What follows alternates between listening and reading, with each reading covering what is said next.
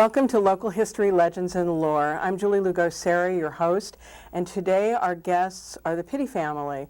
We're going to be talking with Paul Pitti and his wife Shirley. Thanks for joining us. How nice to have you here. Nice to be here. Yeah. You have such an interesting family history. Could you start with a little bit about your parents? Well, my mother and father, they were first met in on the Buffalo Bill Wild West show in 1913. Wow. So they were both performers on the rodeo of the Cowboys. So that's where they met and spent their life in the show business. They were on the circuit. They were on the circuit, yeah. Okay, and your father's name? It was Ben Pitti or Benny Pete. Show name Benny Pete. And his full name, his Italian name? Benito. Benito Pitti. Okay. And your mom's name? Peltikov. She was a Finnish lady and descendant, and she was born in Montana and raised in Montana. And her name was Ethel. Ethel. And here we have a photo of them. Can Yes, you tell us a little bit about that? That there is on the Buffalo Bill Wild West show in 1913. That's when they met. Okay, and where would that have been taken? I don't really know. That I never did hear where it was, but it had probably been up in the northern part of the country, on the east, northeast somewhere. Okay, and then how did they get to California? Well,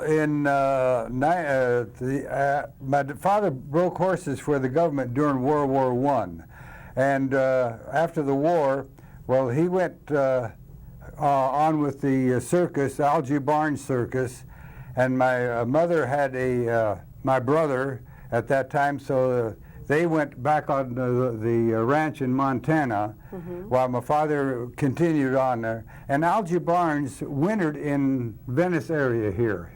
At the it was actually Culver City, was That was actually Culver City at that time, yes. And so that when he came out here in about 1918,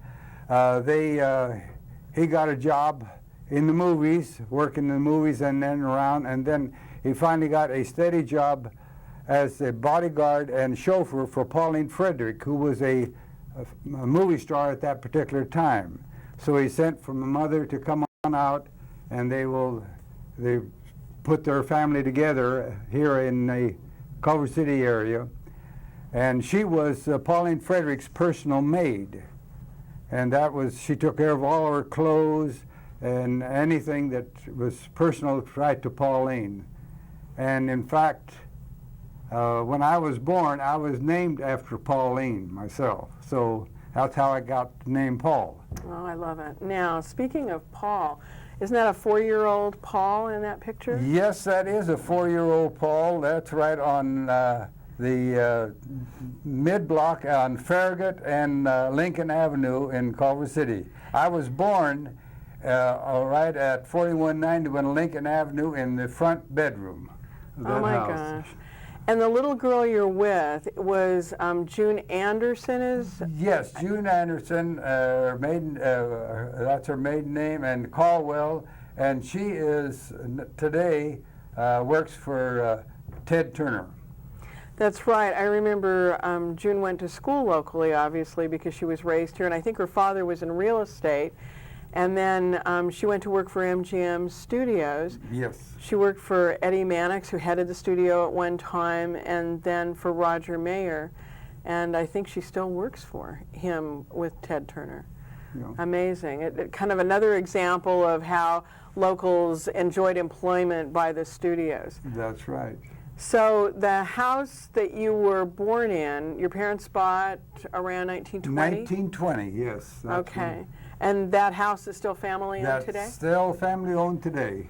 Oh. My brothers has that there.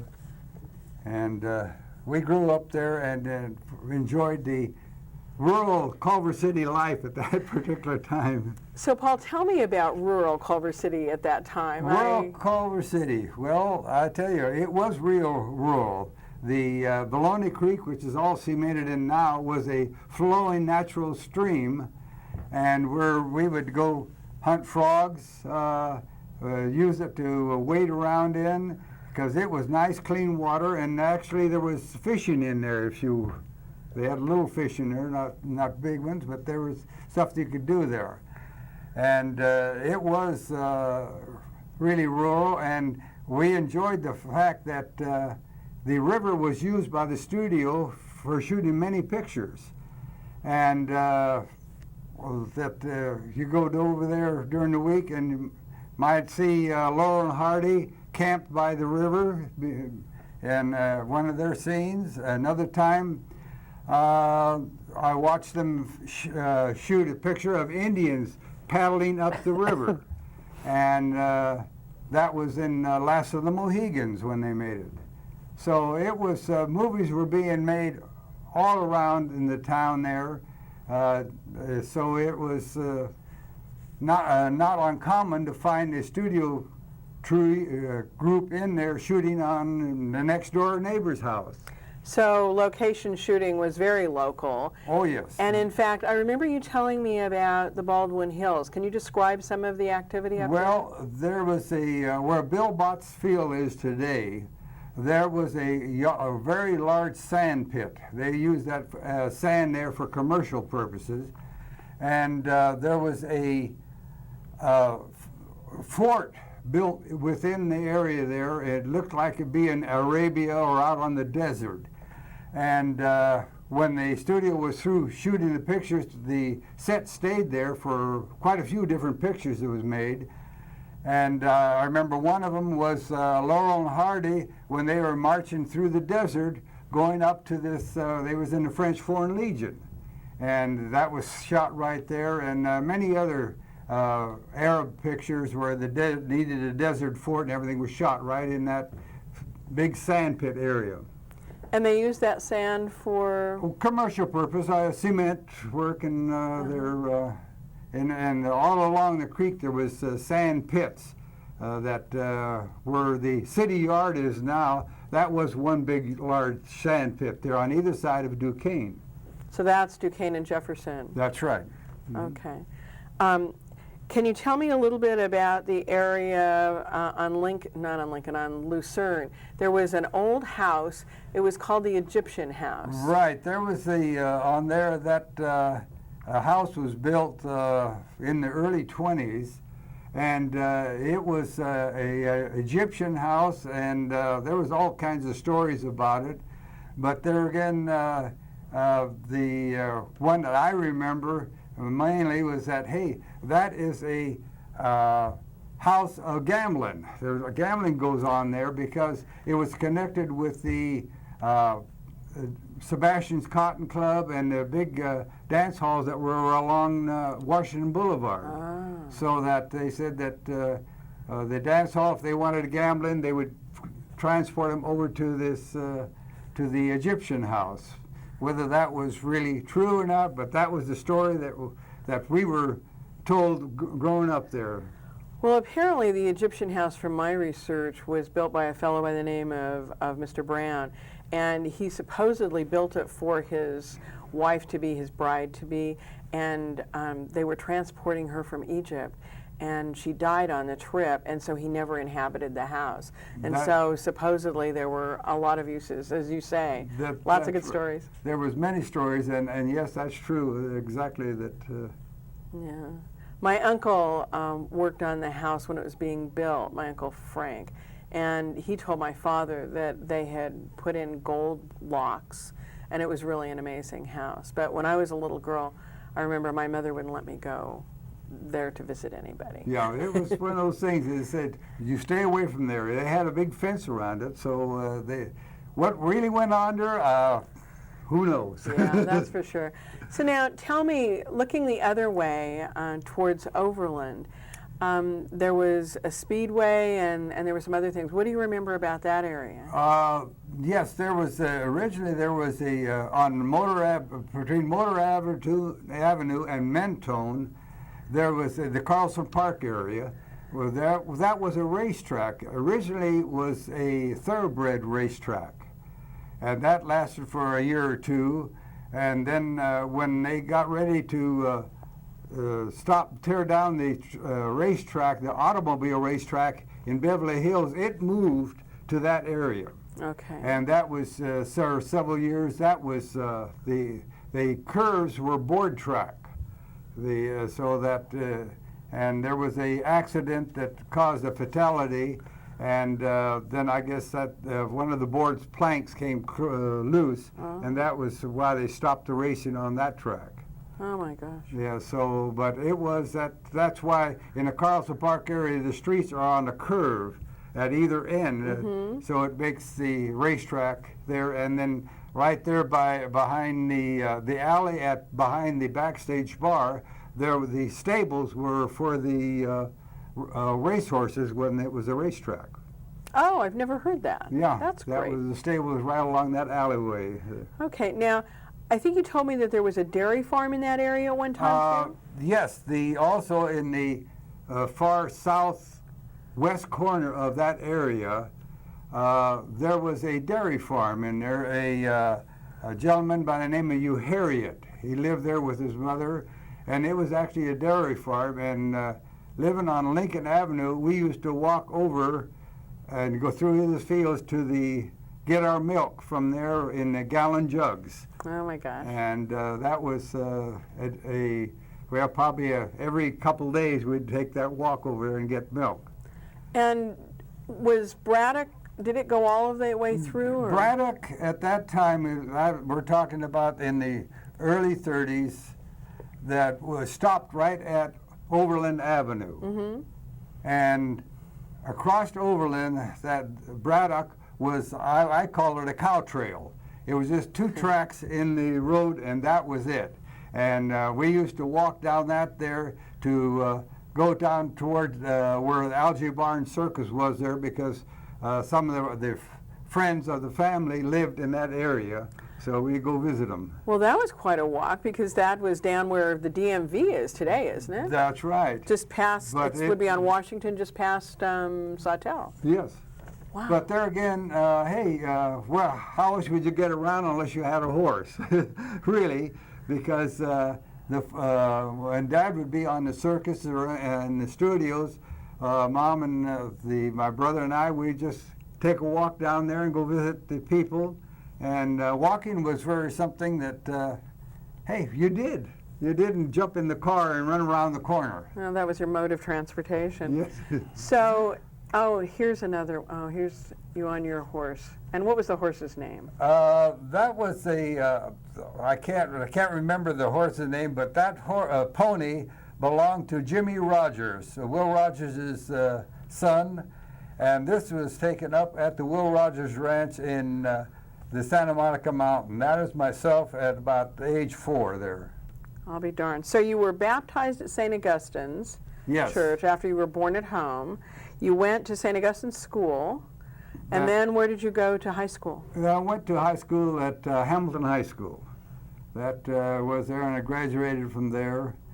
And it was long. Incidentally, the church at St. Augustine's was the old board church. So it was the first one. The first church there, and it was just a little one, but it was quite a quaint one. And how did you get to Hamilton High School? We walked.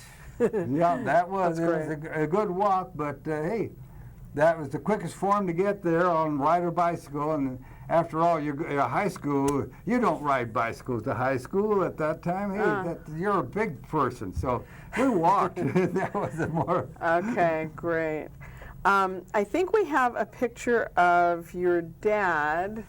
Maybe we can bring that up, throwing knives. That's right. That's my father there, and I'm the target, or the near target. And that was at the Sunset Ranch Rodeo that was held at the Gilmore racetrack. Over there where, I guess it is at... Farmer's Market? Yes, around the Farmer Market area. Okay, that's right. There used to be the Gilmore racetrack there. And the Gilmore Stadium. Stadium, that's right. Right, okay. So now, surely I have to ask you this question. I understand that Paul's dad used to throw knives, and that was part of his act. And did you ever experience any of that activity? I'm afraid I did. Tell us about it. Well, it was pure fright. Oh. Well, I just happened to be over at their house one day. We'd only been married about a month. And Pete, he gets me off in a corner. He says, hey, you know what? He says, you're the size I want. I said, for what? And he says, well, throw knives at. And I says, you are nuts. You see, I came from a middle-class family in Ohio, and they were all sane. I wasn't used to this. Ah. And so, but I didn't want people to think that I was chicken, which I was, and so I stood for them. I didn't mind that so much, but when they covered me up with paper and then cut me out, hey, I don't think I like that very well. Why did they cover you up with paper? I think to make me scared. I don't know. It wasn't for the crowd? No, it was the Finish the Knife Act. You cover the person up with, and they throw the knives through the paper. And they get you once in a while. And we had never rehearsed it with her that way. Oh. And the show happened to be at the Shrines Auditorium. Are you going to tell that one? And so my brother and I was behind the board, and we just told her, just stand there and just do what we tell you to do. And that was the story, was to stand still, and every time a knife would be thrown and going through the paper, it was, oh my God. Oh my God. And how long have you two been married? 55 years. Well, I guess it worked okay, huh? That's because I wasn't killed. You know. That's great. I love it. So did he ever nick you? Yes, Oh, he did. did. Yeah, he had some, there was some old movie stars up on the ranch one And day. speaking of old movie stars, I think we have one here. That's, okay, who is that? Is that your dad, Paul? Well, that's my father throwing the knife. That's Whitey Henry. He was the chief of police of MGM Studio, and that was June Preston, a Charlotte at that time. And he was throwing knives at them? At them, that's right. He must have been very confident. He was good. He was good. Yeah, he was good. He must have been. That. Okay. And then after high school, what happened? After high school, I went.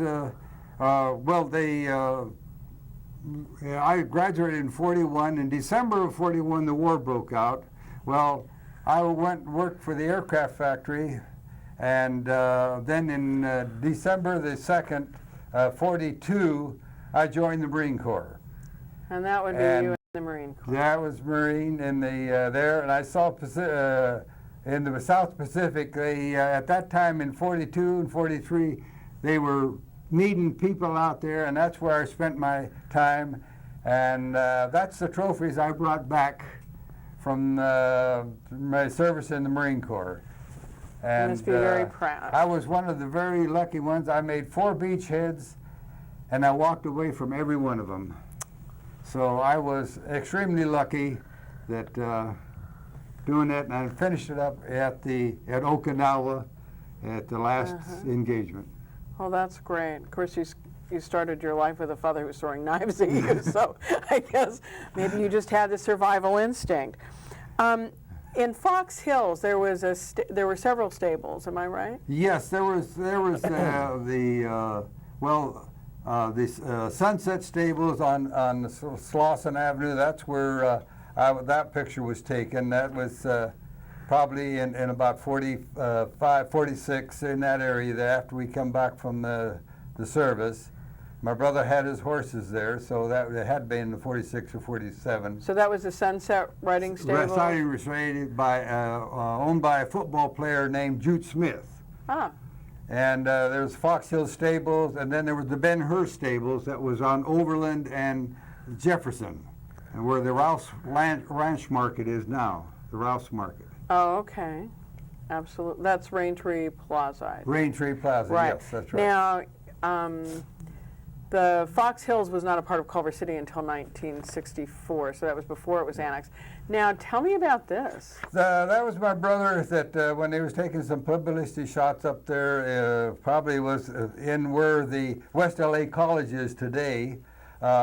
He was doing some publicity shots there, and that horse there is Warrior. He was out of Buck Jones's Silver, the movie star Buck Jones, and that everybody says that picture had to be faked. No, it wasn't faked. He's actually standing on the horse's rump and doing his rope tricks, and the horse would never move. It was a regular movie horse. You put him in one spot, he would stay there till you moved him. And your brother became a very famous stuntman. Yes, he was very famous, and for studio and doubling, he doubled Robert Taylor and Billy the Kid, taught him gun work, and he worked in many, many pictures, and he finished up his career with Michael Landon on Little House on the Prairie. Now that is the stables, the Ben-Hur stables there. That's at where Raintree Plaza is today, or the Rouse Market. Okay, and that was owned by Walter Cameron. Walter right? Cameron, who is the uncle to Will Rogers. Wow. It's like the old studio system. Right. Everybody's connected, huh? That's it. That it was that it was surprising, and real quick when Walter Cameron was the first Western star in 1903 on the Edison the Great train robbery. And I think he's here. Yes, Walter Cameron is the gentleman right in the very to the second from the right, and Will Rogers is in the very center there. Okay. And I think they named it the Ben-Hur Stables because they had supplied... They supplied all the chariots and horses for the picture Ben-Hur. And that's, the stables was named after that there. And that was actually shot over in the area of... Well, around La Cienega and Venice Boulevard, probably about northeast of there. Okay. All right. Now... That is our my wife's and my wedding picture there in 1948. Yes, dear. Yes. I had to check on that one to make sure. Okay. And you got married In where? Glendale. In Glendale. In Okay. Glendale. And then you moved to Culver City? Well, I lived in Culver City all my life. Yes, then we lived in Mar Vista first there, our first house, and that's where the family started there, and then we gradually moved around. We moved up onto the ranch up in where Blair Hills is today. Mm-hmm. It was the Will Roger Jr.'s ranch. My father and brother bought that ranch, and we lived there for a year till my daughter had to go to school, and we came down into the city of Culver City and lived in the city so they could walk to school.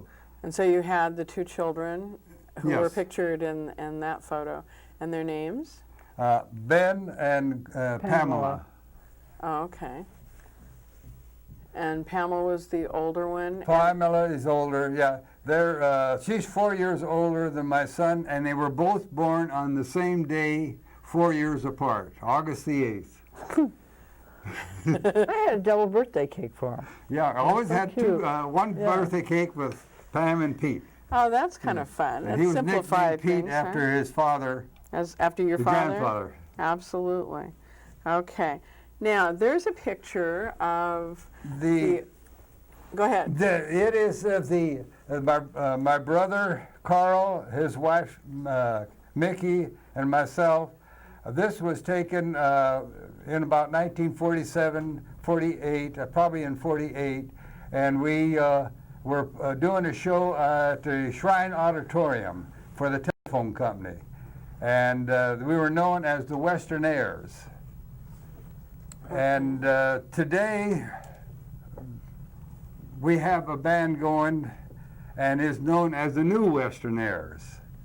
And if you can get a picture of that I think that'll... Okay. I think we've got one in just a minute, and that's composed of you and Shirley. Here we go. Yeah, here it is. There's my son-in-law on the extreme left. That's Randy? That's Randy. My wife, Shirley, I am there, and that's my daughter, Pam. She plays bass guitar, I plays rhythm guitar, and he plays keyboard. Okay. And Shirley does singing, vocal. So you. Yeah, we do. Everybody sings. Everybody sings in it. Everybody has a good time. That's great. In fact, you performed for the Historical Society recently. Yes, we have done for the Historical Society when they had their fundraiser, and then we just did a show for the Library Club at the Culver City Friends Culver of the City Library not long ago. That's great. And so now Pam, what does she do today? She is a manager, the senior manager for for mental health for a corporate corp in Long Beach. And your son? And my son is a manufacturing engineer working for Boeing satellite division. And you didn't go into show business? I didn't go into show business because after the war, things in show business started dropping off, and I didn't like the idea of working one day and being off a week or two maybe before another job. So being in electronics and radio, I went to work for Uncle Howard Hughes, and I worked there for 35 years. Well, that's great. That's till I retired. So. Yeah, it's amazing. It seems like just about everybody in Culver City either worked for the movie industry, worked for Howard Hughes or Helms Bakeries, and you're typical of that. I want to thank you very much for joining us today. Your insights are incredible. You have such wonderful memories of the early times. And Shirley, I'm sure that nobody's going to throw any more knives at you. I know it.